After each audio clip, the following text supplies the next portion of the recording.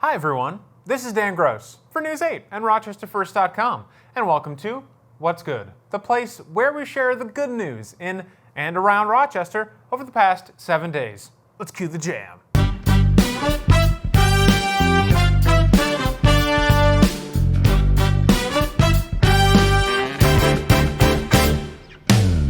And a perfect way to start off the show with giving back. 50 laptops were donated on Tuesday to the Roberto Clemente School No. 8 of the Rochester City School District. The donation was made possible thanks to the Shore Foundation, a nonprofit that works to provide technology to low-income students and families. The laptops are donated to the Shore Foundation and then are refurbished, and they have an operating expectancy of 3 to 5 years. And good news for soccer fans. New soccer club Flowers City Union is launching a fan ownership campaign. If you buy an ownership stake, you can have your vote heard in how the club is run through a fan ownership leader and receive exclusive club content with events, invites, and gifts. The campaign will only run in 2021, so if you want to get on it, now's the time.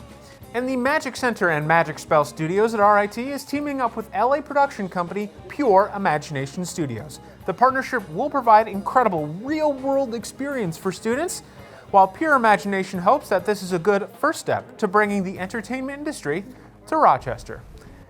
A new co-working space for women is in the works in Fairport. The space is meant for women of any profession to work in the same space together. As women leave the workforce at a much higher rate than men, a space like this, the owner says, will help mitigate some of the main reasons women are leaving, to help with childcare and to maintain a better work-life balance.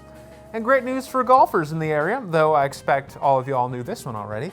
Rochester has been named one of the best cities to live in for golfers, according to an article published recently by Golf Pass. Rochester, again, came in at number 8 on the list for the best big cities to live in for golfers. The article says that the Rochester region has just under 20,000 residents per its 55 golf courses within a 30-mile radius of the city center. From our First Responder Spotlight series. Last year, Webster resident Mike Pekka was stung by bees multiple times, suddenly feeling awful. He did manage to drive himself to urgent care, but he didn't know that he was allergic to bee stings, so his condition deteriorated rapidly. Jacqueline Ingracio with Northeast Quadrant Life Support showed up with her partner, Corey, and brought him to safety ASAP from urgent care. Nice landing to the story, of course Mike is okay, and now Jacqueline and Mike are close friends. And the village of Newark has been named a finalist in New York State's Downtown Revitalization Initiative competition. While that might be a mouthful, if they win, they can receive millions from the state for local developments. Their application was called Moving Newark Forward and is centered around bolstering and developing around the canal. Winners of this competition will be announced later this year. What else is good? Honoring community heroes is good. Cobbs Hill Park was dedicated to the late local softball director and legend, Andy Yaswinski. He served as the city's softball director for 42 years. His family was in attendance to the dedication and says it's a good way to remember his legacy. What else is good? Keeping tradition is good. For the 5th year in a row, the Light the Hill event in Canandaigua has helped support Light Hill, a hospice and palliative care center.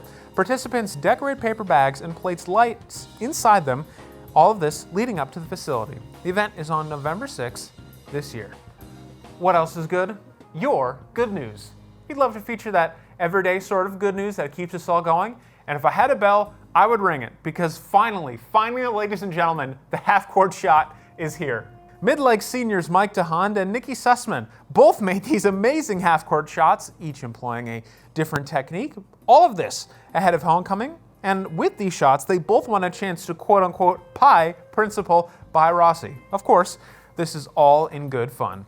And happy trails to Jennifer Leonard, the CEO of the Rochester Area Community Foundation. She will be retiring next September. She has served in this role since 1993, the year of my birth, so you know it was a good year. The next CEO, Simeon Bannister, will take over in 2022. Now, whether it's a small victory, though half-court shot is off the table finally, life achievement, big anniversary, anything like that, the team and I would love to hear from you. You can drop me a line personally. Email should be on the screen right about now. That's dgross at WROCTV.com. And please pass along any photos or video you might have as well. On the topic of passing along photos, we do look for new ways to feature our sweet wordmark logo here by Luke Juntonen. So if it's a Rochester area thing, so you can see we've got Port of Newark this time, so it's really Rochester area, vista or landmark, anything like that, again, you can email me right there at the bottom.